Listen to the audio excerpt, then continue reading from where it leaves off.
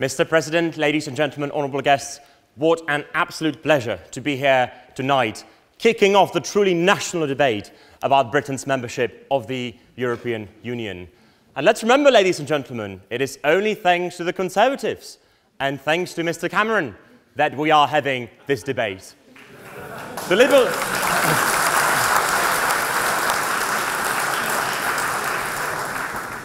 The Liberal Democrats and the Labour Party didn't want to give you a referendum because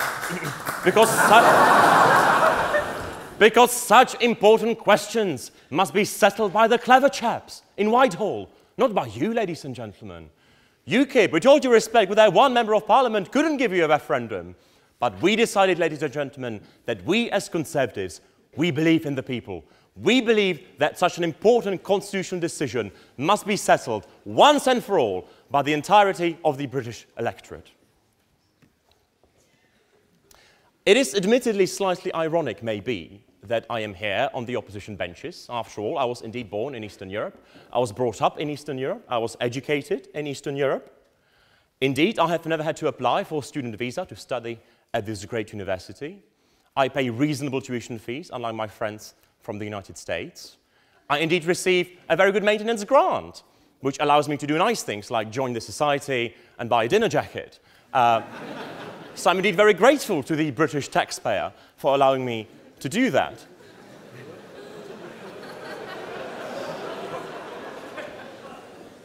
And it is possibly precisely for these reasons that I think I probably differ quite substantially from my fellow speakers on the opposition benches. I am not for a second, ladies and gentlemen, going to deny that the EU is a very good thing and has been a very good thing. Let's take the example of my home country, the Czech Republic, a small, open economy, economically, basically entirely dependent on Germany, with a Russian bear on its doorstep, surrounded by other EU member countries, with a very brief experience of sovereign and independent statehood. There is no alternative for the Czech Republic. And the same thing can be said about roughly a dozen countries in Eastern Europe. For France and Germany, the EU project has been a project of mutual trust and friendship building after the horrors of the Second World War. For countries in the south of Europe, like Greece, like Spain, like Portugal, EU membership gave them hope to build and maintain democracy after the fall of authoritarian fascist regimes in those countries. But ladies and gentlemen, don't be fooled, because this debate is not about whether or not the EU is a good thing. It's about whether it is the right place for Britain, and it is about whether it is the right place for Britain in 2015. The reason why I listed all those countries is very simple. Britain, and let's face it, is and always has been a bit different. Her relationship with Europe has always been slightly uncomfortable.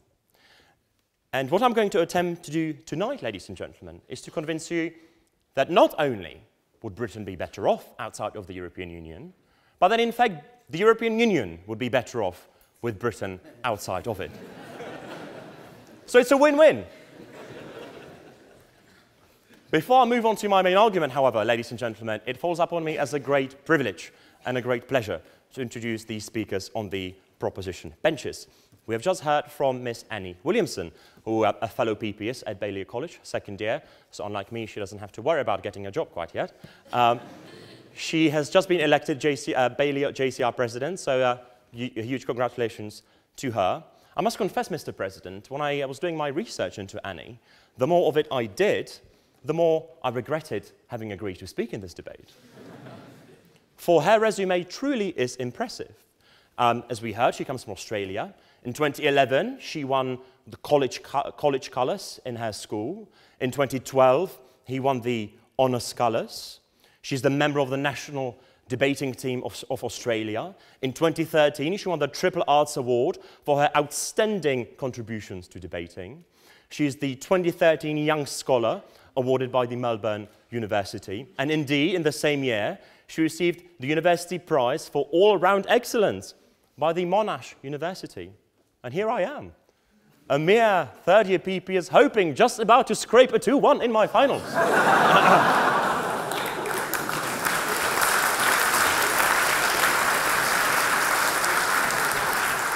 So please, take it easy on me, ladies and gentlemen.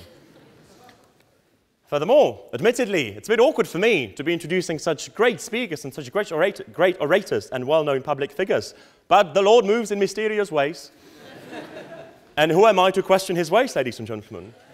So we have José Manuel Barroso, I hope that's the right pronunciation, a fellow political scientist. And in fact, I came across him in my first year when I was reading an article written by him about presidentialism in Portugal.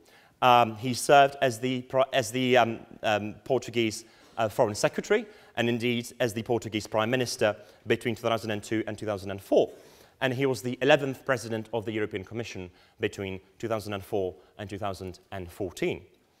Doing research into Mr. Barroso was indeed very interesting. And I'm glad we had this conversation about this over dinner, Mr. Barroso. For at university, he was the leader of the underground communist Maoist movement. So there you are, ladies and gentlemen.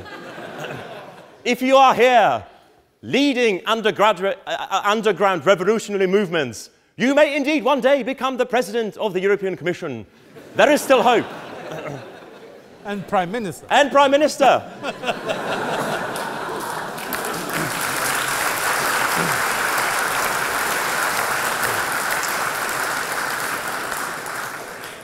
And finally, we have Mr. Nick Clegg, the Member of Parliament for Sheffield Hallam since 2005, educated at the other place, but we shan't hold it against him. He was the leader of the Liberal Democrats between 2007 and 2015, and indeed the Deputy Prime Minister of this great country between 2010 and 2015. And I say this with great confidence, that I believe that I am by miles not the only one in the Conservative Party who appreciates the personal leadership of Mr. Clegg, who in 2010 put his country above his party, and having realized the dire economic situation in which our country was, decided to join the Conservatives in creating one of the most successful governments this country has seen since the war. So a huge congratulations to Mr. Clegg.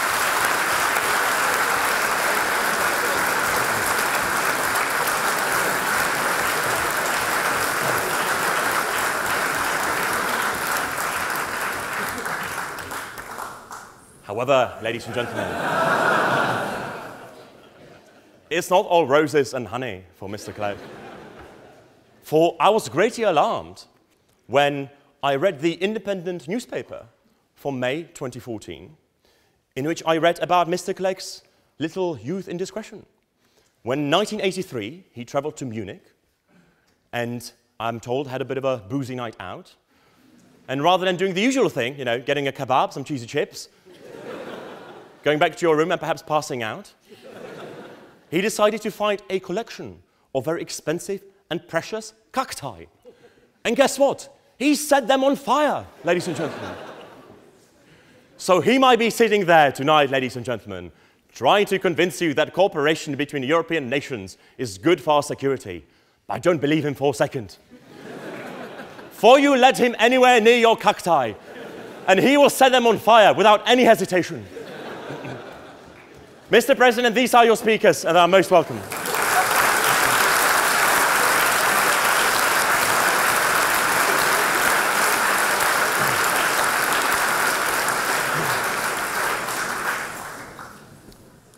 Ladies and gentlemen, it's a bit funny, perhaps, that the first thing I should say tonight is that I agree with virtually everything the Honourable Lady said. The problem is, she talked about Europe. She didn't talk about the European Union.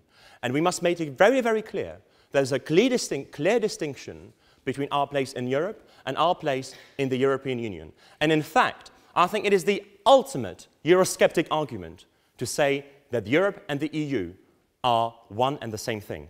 And that's something I definitely don't want to fall into tonight. What I find very interesting about this debate, ladies and gentlemen, is the way in which the argument has changed over the past couple of years. Whilst it used to be a pretty negative, nasty, a bit unpleasant, a bit of a brown argument, it is now the optimistic argument. It is now the people on the proposition benches who are using fear and pessimism to convince you to vote with them. I find it a bit interesting that it is me as a Tory, a Conservative, who is challenging the status quo. And it is the Liberals, it is Mr. Clegg, who is defending the status quo. Ladies and gentlemen, we are now offering the truly forward-looking, optimistic, the truly internationalist and globalist argument.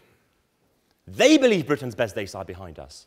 I'm convinced they lie ahead of us, ladies and gentlemen. So let's talk about trade first, before I move on to discussing other issues. Because first of all, we must dispose of this silly argument that our trade with Europe is somehow contingent on our membership of the European Union. The proposition bench will have you believe that the Germans will stop selling us their cars if we pull out from the political union, that Greece will stop selling us their olives, that people on the continent will stop drinking Costa coffee if we withdraw from the European Union. Do you really believe that is the case, ladies and gentlemen? The EU has a trade deficit with us, meaning that they sell more to us than we sell to them, meaning that they are more dependent on us than we are on them. Do you really believe, ladies and gentlemen, that Germany will stop trading with Britain, Germany's biggest business partner, if we were to decide that we no longer want to send MEPs to Brussels or Strasbourg or wherever they happen to be sitting that week? Of course not. It might be interesting and relevant to look at the history of Britain's relationship with the European Union. In 1973, when we first joined, Britain truly was in a dire economic state. That's because it's before Margaret Thatcher, just to let you know. We had a 3-day working week. There wasn't enough electricity for you to switch the lights on in your own house, ladies and gentlemen. Skyrocketing inflation, huge, absolutely staggering mass unemployment figures. And then we looked over the channel, and the continent was experiencing unprecedented levels of growth. It was booming. Well, no wonder we looked across the channel and thought, hang on, we want to be part of that club as well. The then 9 members, including the UK, accounted for 36% of the world economy. That was the club to be a member of. And the fact that Britain joined in 1973 was the right decision, and this country benefited hugely from it. How things have changed. Look at Europe today. It is the world's only shrinking trading bloc. Whilst this country has experienced a long period of stable economic growth, the EU has been flatlined for the past 7 years. The structure of the world economy has changed fundamentally. It is no longer this Western EU and US-dominated market structure. It has become a much more multilateral market structure. And we must adapt to that. And the issue is, we can't if we stay in the European Union. But it's not quite as bad as in the EU across the globe. Other countries have been booming. India, China, growing by 7%. Kenya, Nigeria, growing by 6%. We have seen double-digit figures of economic growth in Central Asia. And these countries all want to trade with us because we are one of the leading major economies in the world. And don't let anyone tell you otherwise. But guess what? We can't sign our own free trade agreements with them because our free trade agreements with those nations are negotiated on our behalf by the European Union. Or rather, should be, but are not negotiated on our behalf by the European Union. The EU has suspended free trade negotiations with India. It has been negotiating with Mercosur, which is the trading area in South America, since 1999.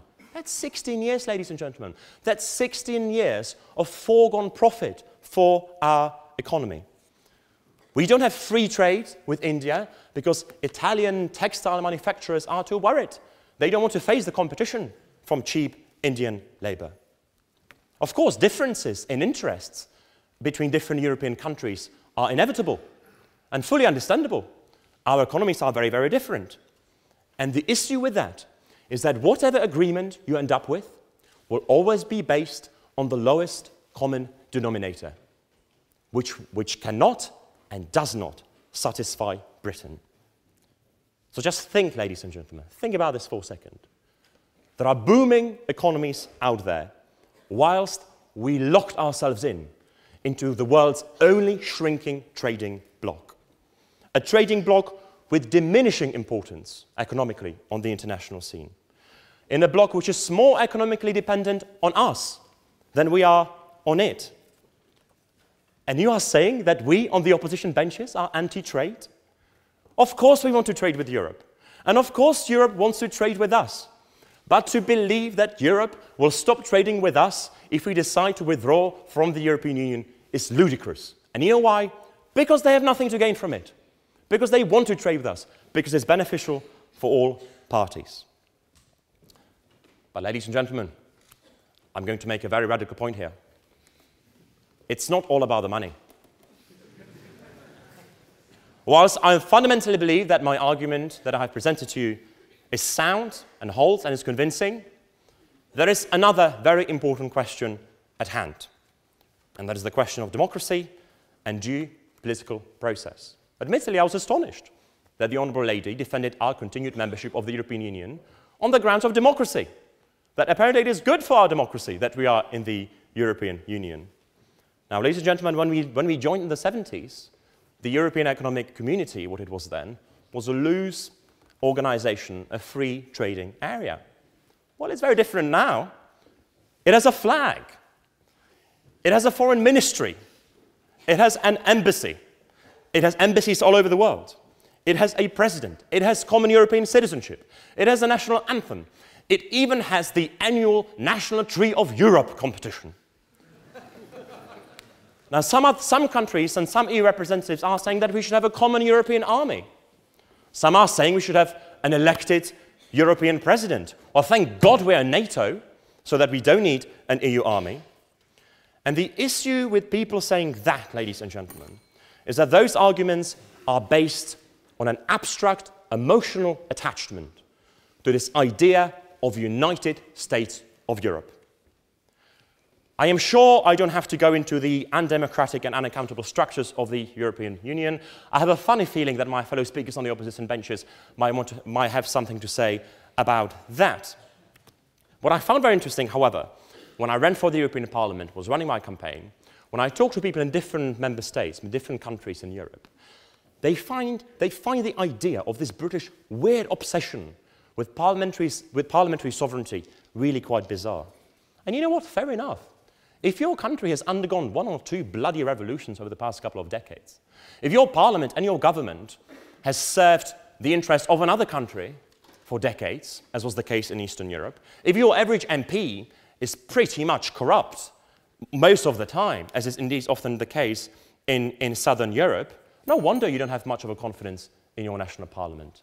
But let me tell you one thing, ladies and gentlemen. I believe that Britain's political system and Britain's democracy is one of the best ones in the world, if not the best one. And the truth is, Europe is moving towards a federal superstate. Fact. Objectively true. It's not even sound, it's just the objective truth. And they have to. And rightly so, because they have recognized, especially in the Eurozone, you can't have a monetary union without a fiscal union. Truly, and indeed, they need to integrate their national budgets, etc., etc. And it's the right thing for them to do. So I'm running out of time, sir. Thank you, though. And the problem is, it has been this annoying British voice in the corner that has been preventing this further European integration for decades. So let them get on with it. Let them integrate their national governments. Let them undergo this political amalgamation, whilst Britain can look further to the horizon. It's not an isolated Britain. It's not a little England. It's a truly global force that is looking to trade not with Slovenia, indeed, including as well with Slovenia and Estonia and Hungary and the Czech Republic, but also with India and China and Brazil and all those booming, emerging, huge economies in the world. This referendum, ladies and gentlemen, is a once-in-a-generation opportunity. And we mean this. We're not like the SNP. It really is just for once. To come up with a better, a more comfortable relationship between Europe and the United Kingdom. Those of you who, unlike me, have the experience of being in a relationship will know that sometimes it's just better to get out of it and find someone else.